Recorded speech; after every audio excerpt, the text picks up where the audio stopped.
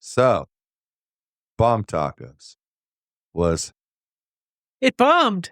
yeah. How do you die with a name like that? Number one, that's a great name. And I saw the menu. I wanted those tacos. We get to this place to do a video about tacos. For those of you who want to know, watch the What Happens in Vegas YouTube channel, youtube.com/@WHIV. Go there. Watch our videos. Anyway, back to the point at hand, which was... The bomb tacos bombed. Yeah, I know. The bomb tacos bombed out, man. We're there. And okay, here's how it worked. She did the research. She found a place. She put it on the list. Then in December, I might add. And then today I was like, so that I don't have to, because I have to be in charge of filming and all this stuff. I don't want to stand there and hamana over the menu. I'll pick what I want right now. So that way when we're at the thing, we'll be fine. See, behind the scenes, man. Things you don't know that happen. Pick ahead of time. So I'm trying to do that. Yeah, I find it. No problem. The only thing that does make me realize that there was an issue. The little menu I showed you only had 3 items on it. Yeah. It was the most popular items. But when you click order, it said, ordering is not available right now. And I just thought, you know what? It's before 11 o'clock. Maybe it's not open yet. And then I went in and I was able to browse the menu. Yep. That's pretty dumb to allow that. You should have turned that off. They closed their Yelp page, but they didn't close their Google My Business. No. And their Yelp page says they only closed at the beginning of March. Wow, that sucks. So we missed them by a month. That sucks, man. I would have sucked more, though, to go there, film the whole thing, edit the whole video, put the video out, recommend them as the best one. And then have them closed. And then they're closed. So, comments would be too bad. From reading their Yelp reviews, I'm not sure they would have been the best one. Their name had the psychological effect on me that it meant it. Yeah, pretty much. Because I was going there expecting... Their food looked really good, too. I was going there expecting bomb tacos. Not tacos that bombed. That was bizarre. Right. What a little... Wait a sec. Another Am I the Asshole segment where Torya has found the Am I the Asshole? All she has read me is the title. And in this case, the title makes no sense to me at all. So I did not ask any further questions about it, but I am allowed to, but I didn't. I can interject. Most times I don't. This time I might. In the end, I get to be the first one to say who's the asshole. Then she gets to say who's the asshole. And all of you get to say who's the asshole in the comments. Go, Torya. Am I the asshole for calling my half-brother a bastard? Yes. All right. I guess I don't need to read it then. Keep going. I'm just kidding. My 16 female mother died 2 years ago. We had always been very close. So as you can imagine, this devastated me. Around 6 months later, my father, 47 male, suddenly got married to S, 31 female, after he got her pregnant. Hold on. How old is Dad? 47. All right. She very quickly moved into our house, and Dad told me to treat her like she was my own mother. Needless to say, I wasn't thrilled. But to make it even worse, S has quite an authoritative personality. She thinks she can give me orders and expects me to just obey them, which has led to more than a few arguments between us. So hold on a second. That's bad advice, people. Never tell a teenager to treat someone like their mom or their dad, because the way they'll treat them, nice. Things only got worse after my half-brother, one male, was born. I don't love him. I view him as the constant reminder of my dad's betrayal to my mom, but he keeps pushing me to spend more time with S and her son, when I just want to avoid them as much as possible and pretend they're not here. Yesterday, Dad and S asked me to babysit my half-brother so they can go out on a date night, as they haven't had one since the baby was born. I said no, that's his bastard son, and therefore his problem. He was pissed and said that I can't call my brother a bastard. I told him that he and S were not married when they made him, so calling him a bastard is not an insult, it's the proper description. He angrily sent me to my room, and S called me a jealous little bitch. Now they're both pissed at me because they weren't able to go on their date night, and expect an apology for the inconvenience I caused them. To be honest, I don't think I should apologize, but just to make sure, I want to ask, am I the asshole? There's more. Hold on. Edit. I didn't expect this post to blow up so much. The overall verdict seems to be I'm not going to tell you, which means that never mind. To those who experience a similar loss, I'm so sorry. Take care of yourselves. About therapy, yes, I'm aware that what I'm feeling is not healthy and that I need therapy. Problem is that it's hard to find a good therapist where I live. My school wouldn't be of any use for sure. That's it. Yeah. That just made me confused. Okay. But I don't know, man. I feel like perhaps you're being a little too specific in saying you weren't married when he was conceived, so therefore that's the proper word. She's 16. I understand. She's the 16-year-old. 16-year-old is asking, do you think she's the asshole? She's a typical 16-year-old. Okay, I was going to say, please don't be one of those people who says, oh, she's a teenager, so she can't be an asshole. Because all teenagers can be. So then I'm right. She's the asshole. We're done. We didn't even need to read the thing. Wow. That's her final verdict, really, that she's the asshole? Yeah. She doesn't get to have any feelings about her dad being a philanderer? It didn't say he cheated on her. It said 6 months later. It said 6 months later. They were married and she was already pregnant, which means he was sticking his dick in her. Night. No, she was already pregnant when they got married. He could have put his dick in her, as you so nicely put it, 5 months and 29 days ago. I don't know, man. His wife died. Just saying. I don't think you... Okay, let me ask you a question. Why is it the stepbrother's fault? Why is he being disparaged? Well, and that's what makes her an asshole. She didn't affect her dad. She pissed him off. But she didn't really affect... She also didn't affect her 1-year-old brother who has no idea what bastard means. But if you let her go on saying that, she will affect him at some point. Okay. She was clearly just trying to piss off her dad and not do them a favor. And that's the 16-year-old words that she chose. All right. You're entitled to your opinion, even if it's wrong. You're the one who's wrong on this one. Nope. Anyway, I think she's a typical 16-year-old being a belligerent dick. But I think her dad is the biggest asshole out of all of them because he's not handling the situation. He let the woman he married call his 16-year-old daughter a jealous little bitch. One of the first things I thought was you had a lot of leg to stand on when she called your son a bastard and you hadn't stooped to that level yet. Right. Then you stooped to a level just as low as hers. I'm not going to say it's lower, it's just as low as hers. Now you no longer have that righteous land to stand on anymore. You screwed yourself. Why do that? It's so stupid. Tell me, which is more damaging, calling a 1-year-old a bastard or calling a 16-year-old a jealous little bitch? Yeah, especially, here's the thing.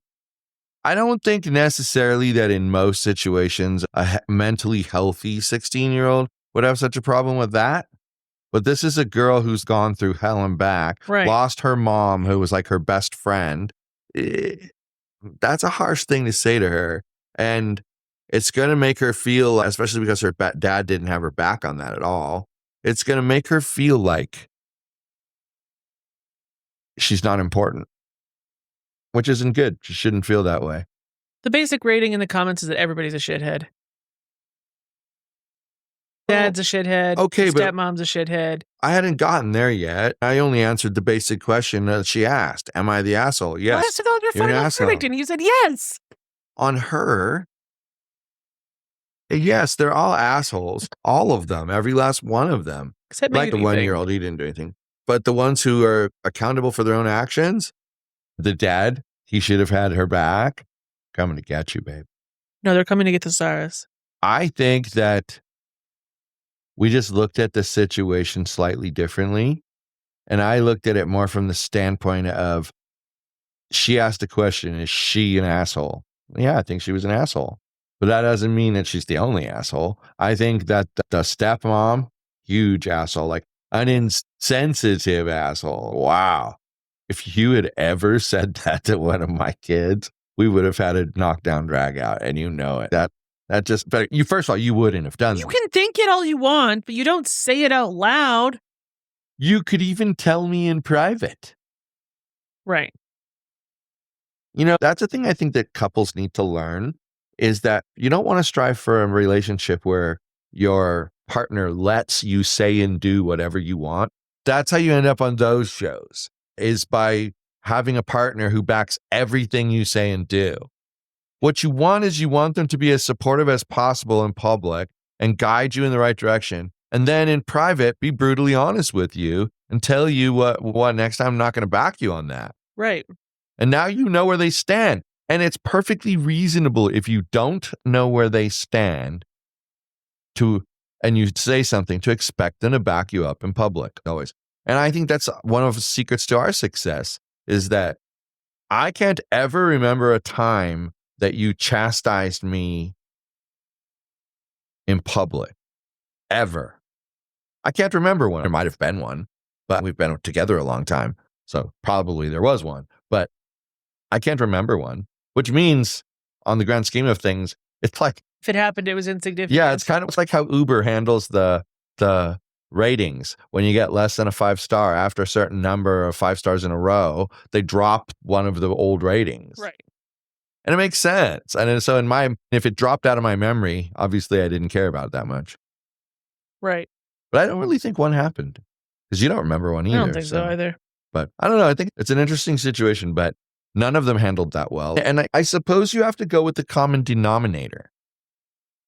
And the common denominator is her dad.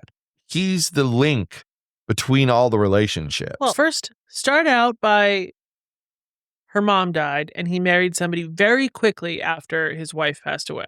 Yeah, let's not assume that he cheated. That's just assuming. And I could make all the arguments all day long that he didn't, and you could make all the arguments all day long that he did. Let's talk about, was it correct for him with his daughter, knowing how devastated she was, to think only about himself, which is what he did. But hey, that's what you expect people Dating after 6 months after your spouse passed away? Okay, but marrying and having a baby, it's very fast.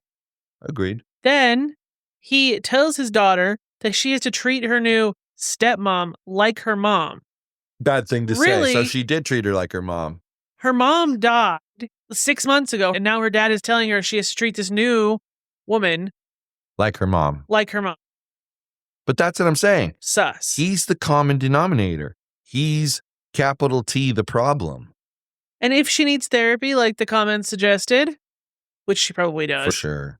He needs to go to therapy with her. They need family therapy, not just her therapy. Agreed. Not with the stepmom, her dad. You know what, though? At some point, the stepmom has to be included. Or divorced. One or the other. Yeah. But if they're going to stay together, then the stepmom has to get included at some point. I wouldn't have her there all the time. Right. But there has to be some how to meld the two families together. And I think even if the stepmom was never involved in the therapy, those two could work it out and figure it out and live the last 2 years of her high school experience before she gets the fuck away from them. Jesus Christ. Yeah. Yeah. I don't know. It's one of those situations, though, where none of them thinks they're wrong. Well, the teenage girl obviously thinks she could be wrong. Yeah, that's funny when you say it. She's feeling very irrational, I think. She's probably the most reasonable of all of them at this point. Right. Because she sat down and went, oh, God, what did I do? Meanwhile, the adults are like, I'm right. Of course I'm right. Don't bother to think about it. It's one of the things that I've learned in the past, year, 8 months, is to not dismiss something as possible or not possible. Right. Think about it. Because, you know what? If I spend 2 hours thinking about something, the worst that happens is I wasted 2 hours.